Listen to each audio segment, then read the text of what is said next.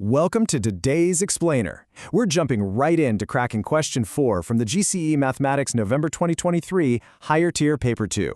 We're not just going to solve a math problem today, we're going to look exactly at the examiner's criteria so you know precisely how to secure every single point on the board. Let's get right into it. Okay, let's dive into this. Our target today is to solve this equation. 5x minus 14 equals 52 minus x. It's an algebraic equation with unknowns on both sides, and this specific challenge, it's worth a total of 3 marks. Our goal in this explainer is to solve it right alongside the official criteria to see exactly how those 3 marks are won. So before we actually do the math, let's map out the high-level anatomical breakdown of these 3 available marks. The grading here follows a really strict step-by-step logical route. You've got your first M1, which is your first method mark, and that's awarded for the first isolation step. Then comes a second M1, another method mark, for completing the second isolation step. And finally, we hit A1, the accuracy mark, which is strictly reserved for the final correct answer. It's basically a journey with 3 distinct checkpoints. Earning the first mark, M1. Let's see how we build the foundation of our solution. Take a look at the exact phrasing directly from the marking criteria. It says, one correct step to isolate x term or constant term on one side. This is the precise hurdle the examiner requires you to clear.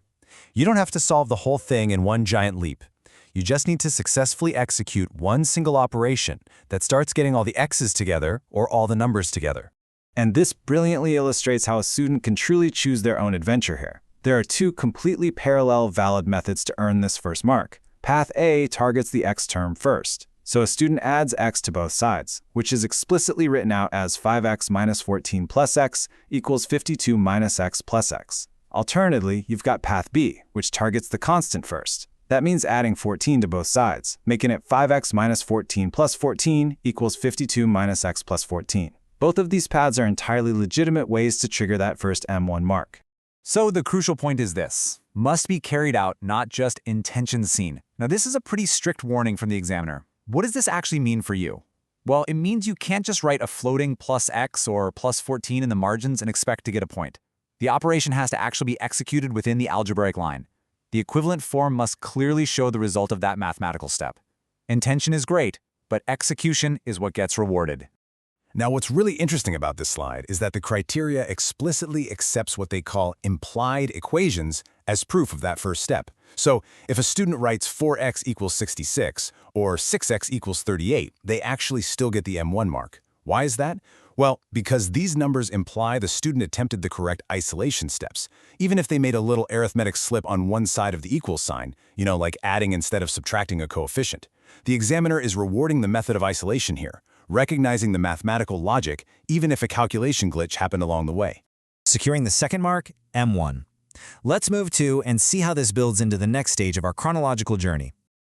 The rule for this second mark is completely unyielding. It's awarded for both correct steps to isolate terms in x on one side and constant term on one side. I really want to emphasize that word, both. The examiner needs to see that you haven't just moved the x's and you haven't just moved the numbers. You have successfully done both, completely separating the variables from the constants across the equal sign. Let's look at the side-by-side progression of our chosen paths to see exactly what this final isolation looks like in practice. For path A, the final step looks like 6x minus 14 plus 14 equals 52 plus 14. Notice those quote marks around 6x? That actually means examiners will allow a follow-through from your previous step. And for path B, it progresses to 5x plus x equals 66 plus x minus x.